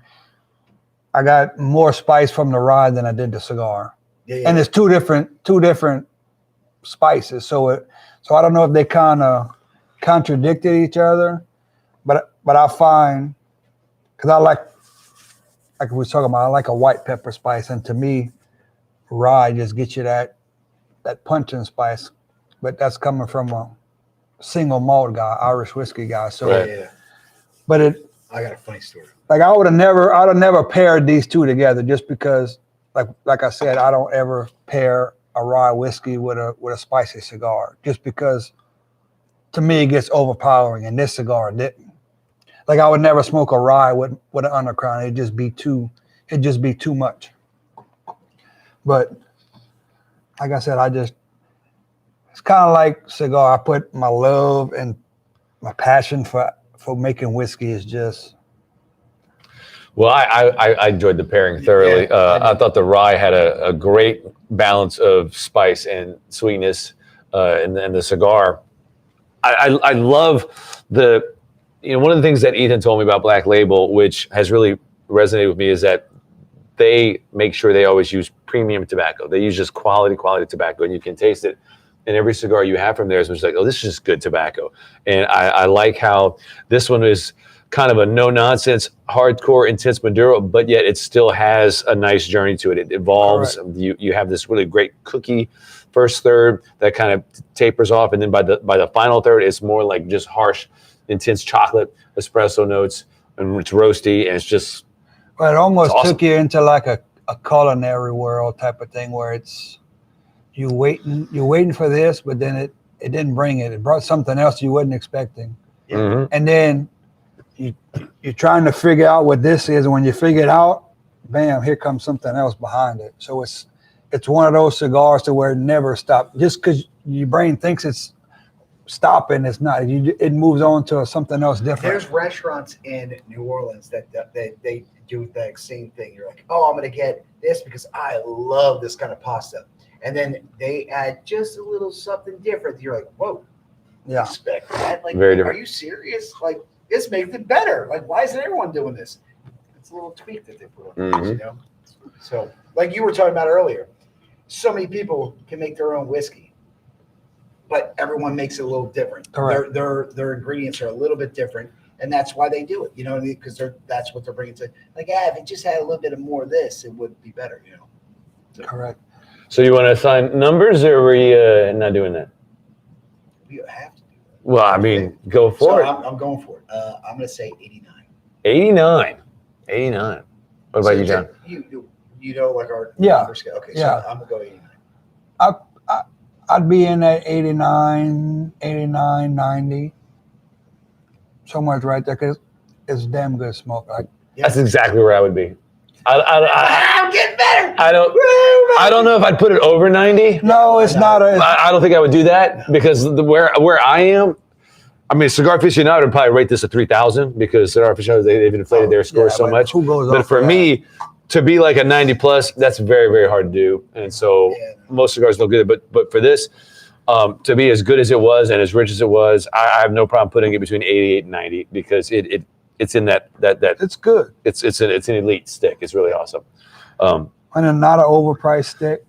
No, and then that always You factors can into buy it too. 4 or 5 of them, stick them in your humidor. Before we close off, I got one last question. You can answer with a just simple thumbs up or thumbs down if you don't want to give a lengthy explanation. Gurkha. I'm not a Gurkha fan. Nice, good question. If somebody gave me a Gurkha, I would smoke it. Just because I would feel bad for them giving it to me and not smoking them. If I had to buy any Gurkha cigar, it would only probably be the Ghost. Okay. But you got Gurkha fans out there. I met him. Like, everybody talks down about Gurkha. What do you think?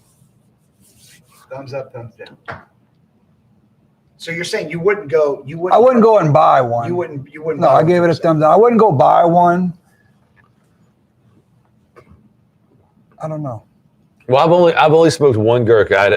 I'd heard all the griping, the memes, and I'd heard from Ethan why people didn't like them, and it all made sense. But I never smoked one, and I do have a buddy up in Canada who loves them.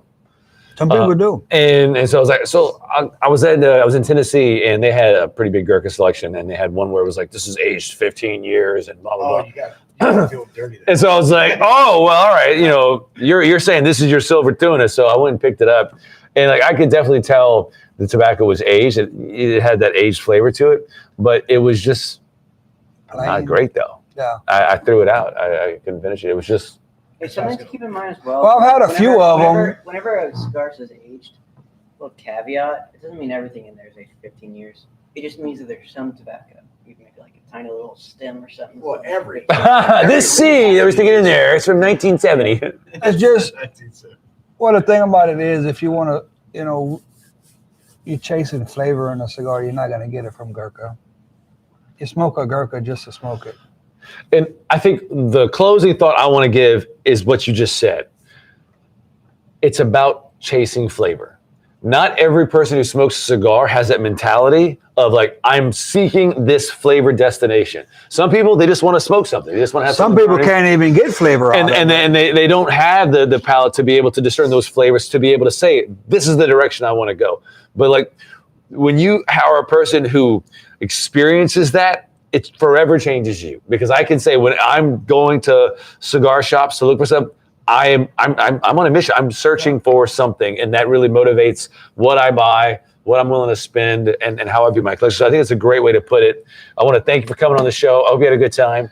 I enjoyed it anytime, fellas. Thanks for the viewers. I like the new setup. Notice we don't have hard mics. There's nothing right here. Notice for John, I'm sure there will be something right there. But Oh, you're a trip, dude. But it's good to be back. I missed doing the show. It's been too long. We're going to try to come back again next week. I don't know who we're going to have on or what we're going to smoke, but it's going to be something good. So Spencer wants to be on the show. He wants to smoke a Guadalajara. So for us, thanks again, and keep it smoky, guys. Always, buddy. I love it. All right. Is it off? Yeah, it's off.